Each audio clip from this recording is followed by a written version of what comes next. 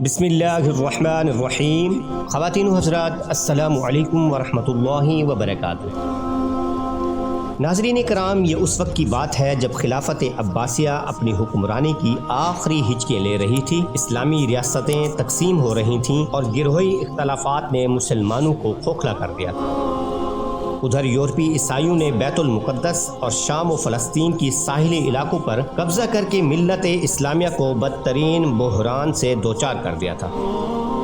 اس زمانہ میں ایک انتہائی دلخراش واقعہ پیش آیا جس نے مسلمانوں کو جھنجھوڑ کر رکھ دیا۔ ناظرین کرام، ہوا یوں کہ 557 ہجری میں عیسائیوں نے ایک خفیہ میٹنگ میں فیصلہ کیا کہ نعوذ باللہ نبی کریم صلی اللہ علیہ وآلہ وسلم کی قبر مبارک سے آپ کا جسد اقدس نکال کر اپنے قبضے میں لے لیا جائے۔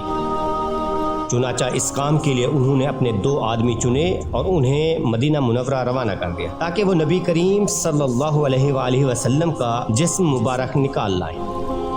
جب یہ دونوں آدمی مدینہ پاک پہنچے تو انہوں نے اپنے آپ کو مسلمان ظاہر کیا اور بتایا کہ ہمارا تعلق اندلس سے ہے، جو کہ ایک مغربی ملک تھا۔ یہ دونوں مسجد نبوی سے باہر قبلے کی جانب ایک گھر میں رہائش پذیر ہوئے، جہاں سے رسول اکرم صلی اللہ علیہ وآلہ وسلم کی قبر مبارک بالکل قریب تھی۔ ناظرین کرام، یہ دونوں نصرانی بظاہر وہاں نیکی اور بھلائی کے کاموں میں بڑھ چڑھ کر حصہ لیتے، نماز پابندی سے ادا کرتے، جنت البقیع اور روضہ رسول صلی اللہ علیہ وآلہ وسلم کی زیارت پابندی سے کرتے۔ اس طرح انہوں نے اپنے آپ کو نیک، پرہیزگار اور اصحاب خیر کی حیثیت سے متعارف کروایا، لیکن اندر ہی اندر وہ ناپاک سازش کی تکمیل کے لیے ہر وقت کوشاں رہتے۔ ناظرین کرام، جب رات ڈھلتی اور لوگ سو جاتے تو یہ دونوں اپنے ناپاک عزائم کی تکمیل میں لگ جاتے۔ دراصل یہ دونوں عیسائی اپنی رہائش گاہ پر خفیہ طور پر ایک سرنگ کھود رہے تھے جو قبر مبارک کی طرف جاتی تھی۔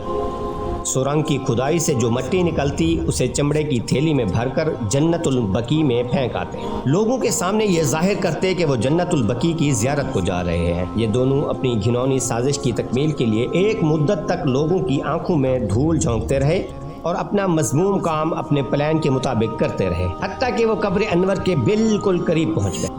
ٹھیک انہی دنوں سلطان نور الدین محمود زنگی رحمۃ اللہ علیہ نے خواب میں نبی کریم صلی اللہ علیہ وآلہ وسلم کی زیارت کا شرف حاصل کیا۔ آپ صلی اللہ علیہ وآلہ وسلم نے 2 بھورے رنگ کے آدمیوں کی طرف اشارہ فرما کر کہا، مجھے ان سے بچاؤ۔ یہ سن کر آپ رحمۃ اللہ علیہ گھبرا کر اٹھے، وضو کیا، نوافل ادا کیے اور پھر سو گئے۔ لیکن 3 بار ایسا ہوا تو فوراً اپنے وزیر خاص جمال الدین موصلی کو طلب کیا۔ یہ وزیر نہایت ہی عقل مند، دیندار اور ہوشیار تھا۔ سلطان نور الدین زنگی رحمۃ اللہ علیہ نے اسے اپنا خواب تفصیل سے سنایا تو وزیر نے کہا، بادشاہ سلامت، یقیناً مدینہ منورہ میں کوئی واقعہ رونما ہونے والا ہے، آپ فوراً روانہ ہو جائیں۔ سلطان فوراً بہت سارے آدمی اور مال و اسباب لے کر مدینہ منورہ کی جانب چل پڑا۔ بعض مورخین نے کہا ہے کہ اس سفر میں سلطان کے ساتھ 1000 سے زائد اونٹ اور گھوڑے تھے۔ الغرض شام سے مدینہ پاک کا یہ سفر 16 دنوں میں طے ہوا۔ مدینہ شریف پہنچ کر سلطان نور الدین زنگی رحمۃ اللہ علیہ نے مسجد نبوی میں نوافل ادا کیے، پھر روضہ رسول صلی اللہ علیہ وآلہ وسلم کی زیارت کی اور وہیں بیٹھ گیا۔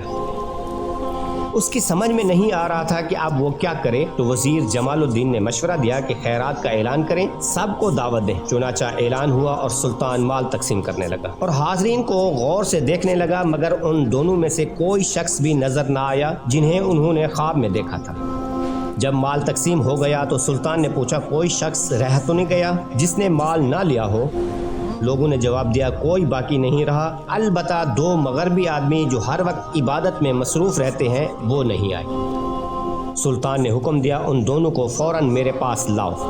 لوگوں نے جب ان دونوں کو حاضر کیا تو سلطان دیکھتے ہی پہچان گیا، یہی وہ 2 آدمی تھے جس کی طرف نبی کریم صلی اللہ علیہ وآلہ وسلم نے اشارہ فرمایا تھا۔ سلطان نے ان سے پوچھا، تم کہاں کے رہنے والے ہو؟ تو انہوں نے کہا، ہم مغرب یعنی اندلس کے رہنے والے ہیں۔ سلطان نے کہا، سچ سچ بتاؤ تم کس نیت سے یہاں آئے ہو؟ انہوں نے جواب دیا، ہم حج کی نیت سے آئے ہیں۔ سلطان نے ہزارہا کوشش کی کہ حقیقت حال معلوم ہو سکے، مگر کچھ پتہ نہ چل سکا۔ آخر کار سلطان نے چند آدمیوں کو ساتھ لے کر ان کی رہائش گاہ پر پہنچا، مگر وہاں جائے نماز، قرآن پاک کے علاوہ کوئی چیز نہ تھی۔ سلطان رہائش گاہ کا اچھی طرح سے معائنہ کرنے لگا۔ سلطان نے اچانک رہائش گاہ میں بچھا ہوا قالین اٹھایا تو نیچے تختہ تھا۔ جب تختہ اٹھایا تو نیچے کھودی ہوئی ایک سرنگ نظر آئی جو سیدھی قبر مبارک تک جا رہی تھی۔ مدینہ کے لوگوں نے جب یہ منظر دیکھا تو ان پر دہشت طاری ہو گئی۔ سلطان نور الدین محمود زنگی نے جب ان کی خوب پٹائی کی تو انہوں نے اقبال جرم کر لیا اور ساری حقیقت بتا دی۔ جب ان مجرموں کی حقیقت بے نقاب ہو گئی تو سلطان نے مشرقی جالی کے پاس ان کی گردن مارنے کا حکم دیا۔ چنانچہ سرعام ان کی گردن ماری گئی اور شام کے وقت انہیں آگ میں جلا دیا گیا۔ پھر سلطان نے حکم دیا کہ حجرہ نبوی صلی اللہ علیہ وآلہ وسلم کے ارد گرد سطح پانی تک خندق کھودی جائے اور اس میں سیسا پگھلا کر ڈالا جائے۔ چنانچہ سیسا پگھلا کر خندق کو بھر دیا گیا۔ پھر سلطان مدینہ سے رخصت ہو کر واپس شام آ گیا۔